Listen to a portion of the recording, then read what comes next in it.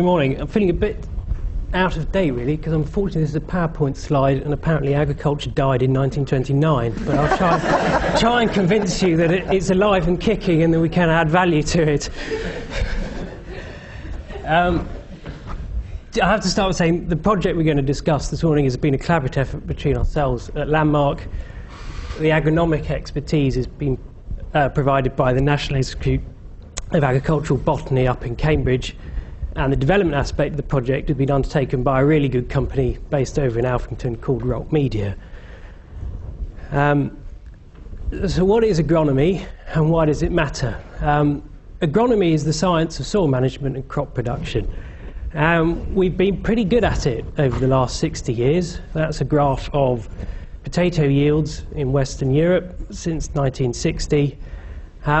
And if you go to agricultural conferences, it's this sort of time that they wheel out the scary slide that talks about climate change, population, limited land resources. In summary, we need to keep producing more food, and there's evidence that that's becoming harder. And if we are going to make progress in the future, we're going to have to base it on objective, data-driven agriculture rather than the sort of subjective farming that's often practiced at the moment.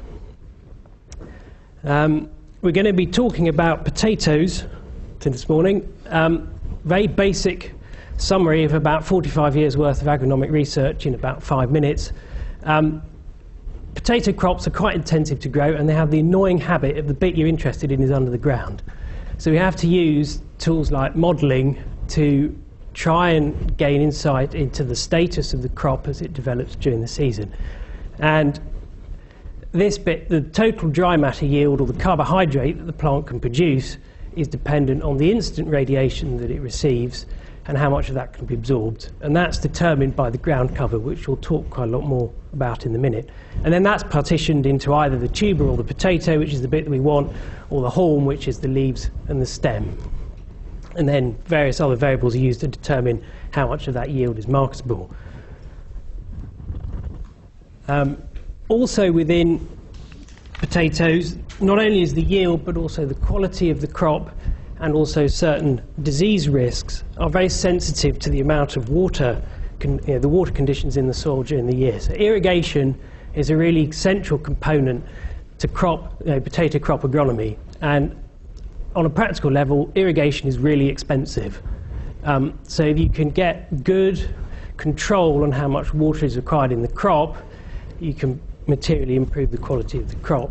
And the water balance is effectively, if you can solve the water balance, which is the combination of the weather that controls the evapotranspiration, or ET, and also understand the soil water availability, you can solve that equation. You work out what the soil moisture is required, or the water requirements of the crop, and you'll see that ground cover is an important component of the crop variables within that model. So what is ground cover? Very simply, it's the percentage of ground covered by green leaf. And that's 3 images of crops, various stages of a crop from pretty close to post-emergence through to full ground cover at the height of summer. And that controls the amount of instant radiation that the crop can absorb through the season.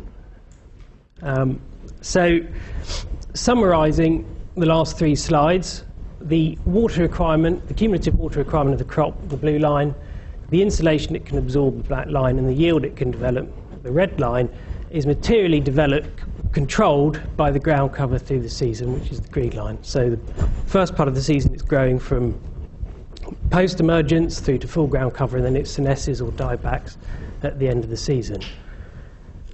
That all sounds pretty straightforward. So we understand agronomically why we want to collect ground cover, but there's some practical considerations that need to be considered before we start working out how we can collect it on a large scale.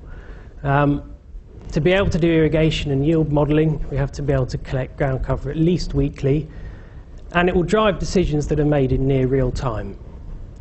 The geography, some of these potato farmers are fairly large-scale operation, growing tens of thousands of acres, and their fields are distributed over pretty large areas.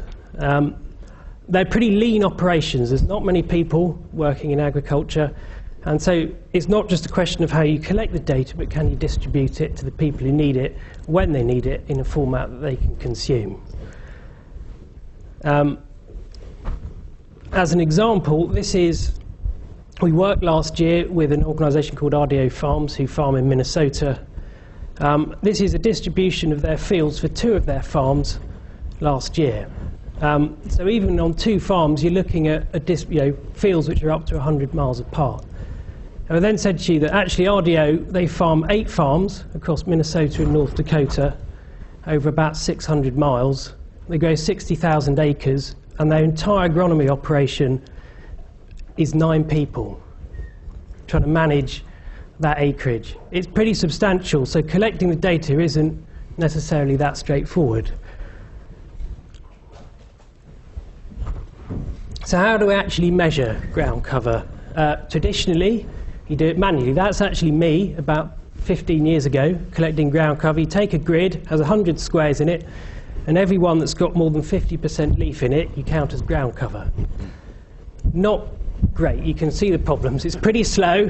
If you do what the chap on the right has done and drop it on the plants, you're not going to get very good data. And you had things like growers trying to measure ground cover because they couldn't be bothered to go in the field. They'd drive past, peer through the hedge and try and make a decision. So it's pretty hopeless, really, when you're trying to do it across a large scale. Remote sensing, there's a lot of people trying to do it with remote sensing, whether it be satellite, airborne, or drone, using drones more recently. That's a false colour composite with near infrared on the left and a visual spectrum image on the right of a crop circle in Minnesota. The big advantage and the sort of perceived holy grail of remote sensing in this sense is you get the whole field. But I think, personally, there are persistent issues which cause problems with this method. With satellite data especially, you're effectively measuring a proxy, whatever vegetation index you choose to use. And it's the presence of vegetation in the pixel, not the true ground cover. And so trying to, and the data I've seen, the ability to relate vegetation indices to ground cover is not very well understood. Visible spectrum sensors are affected by the weather, and I'm aware of 2 companies that have got into severe financial difficulties after last summer because they just couldn't collect any ground cover or vegetation data to do their yield modelling because of the cloud cover. Drones are really good potentially, but I think there's still practical limitations to do with things like the sort of Civil Aviation Authority restrictions, and you'll still need a lot of them to fly across large operations like RDO. So that got us thinking, could we use a smartphone? Or why not? Most people have them. They're GPS enabled now, so you know where the picture's taken from. So could you get farmers, and good farmers will visit their fields regularly, so they're a resource that could be used. Can we get them to take pictures that would be agronomically useful in yield model and irrigation work? And that's a sample of some of the pictures we took, and we developed an simple image analysis algorithm, and that's the output at the bottom. So far, looks promising.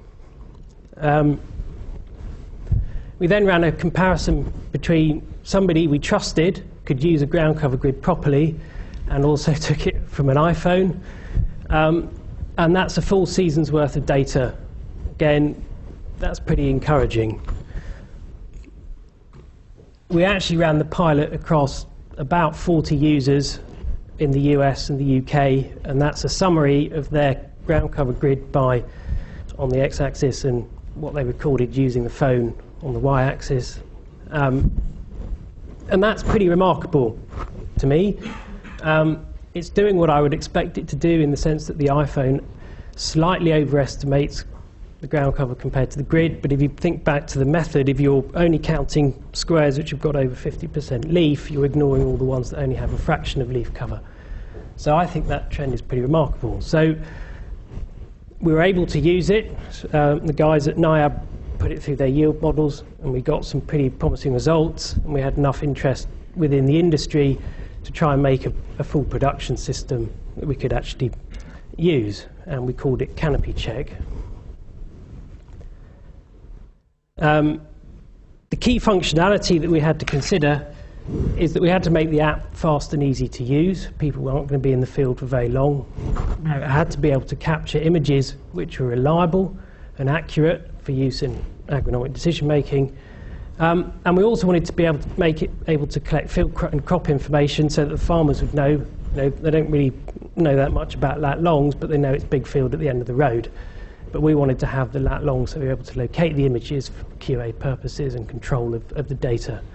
And we've married it to a website which enables real-time images, real-time analysis of the images, and hopefully, and provides easy interpretation of results.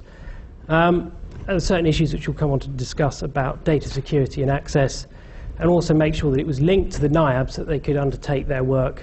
They weren't having to chase the growers to get the data. It was an automatic transfer. Grower takes picture in field, and it's automatically available for NIAB for doing their work. So a few screenshots of the app.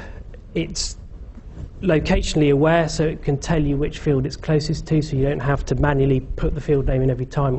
It remembers that, and it'll say, we think you're in this field, so it saves the user's time. We put a leveling device on the camera so we can make sure that they're taking pictures, like a spirit level, with the device horizontal in the crop, so it's not at funny angles. And it then, you put in your replicate name and your variety name, it saves that, and then once you've saved it, it's automatically uploaded. There's no, just automatically gets sent up to the database.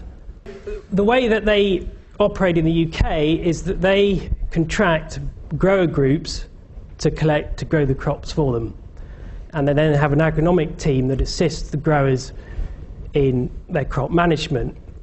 So each grower has only access on the system to the crops they're looking at, but the processor has access to everything. And so what you're looking at there is the distribution of their crops across the UK, and each circle is an image that has been captured in a field and then coloured up by the ground cover. So rather than having to chase people around to email in or phone in their ground cover scores each week, the lead agronomist can log on, and immediately they're getting an understanding of how their crops are performing across the country.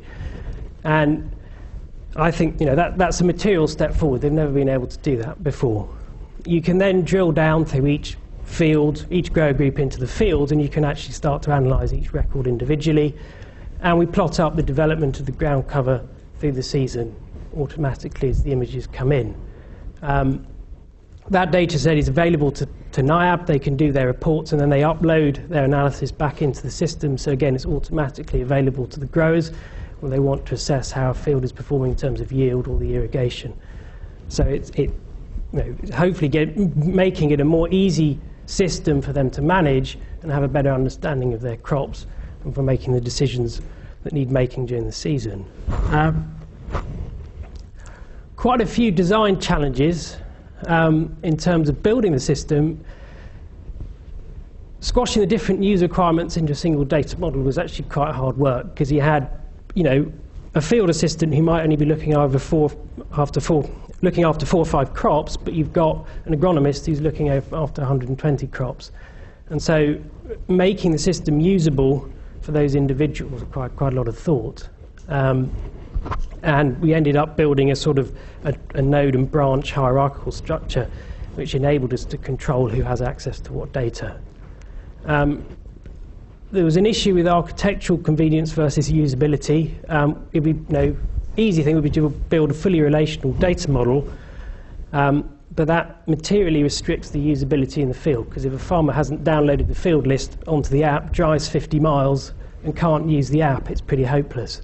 So we had to build a hybrid that allowed people to submit data even if they didn't have all the fully relational information on the device at the time. So it was, and that is an ongoing challenge, and I think a lot of apps, especially for agriculture, have failed because they've been too prescriptive. They haven't allowed that flexibility. And then there was the reliability of data capture and transfer. We're working in areas with limited or no network coverage. So we had to have pretty robust storage of the data on the app, and then there has to be a very robust mechanism for that data transfer between the app and the database. And if it won't accept an image into the database until it's gone through a very long list of checks that it's got all the data. So we're not ensuring we're not losing anything.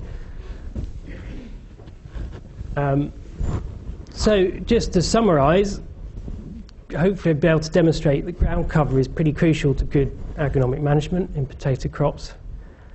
But it isn't straightforward to collect reliable data, but also because of the large scale of the operations and the cost of data collection, both in human and financial terms.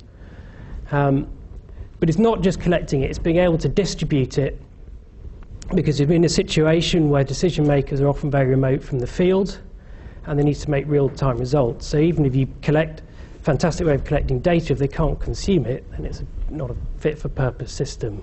And at the moment, I think the use of smartphone and digital technology combined offer a pretty good hybrid solution. We'll be in the field, users will be in the field anyway, so we might as well exploit them, and we can provide rapid results provided by the automatic update and analysis of the images. And I think it's also important to point out is that we've now got all the users referencing the same data point. And that might sound pretty obvious, but up until now it's been very difficult to get that, because farmers have collected data on bits of paper, they've submitted it, got it wrong in the email, and then we don't know, people at NIAB are trying to analyse it, and we don't know what data point we're talking about. Now, last week I had a conversation with a user in the US, and he had one of his agronomists take a picture when he was in the field, and we had a conversation about that picture in real time. And I think that's a real step forward in being able to improve the quality of the data that we're using. And that's where I shall finish, so thank you very much.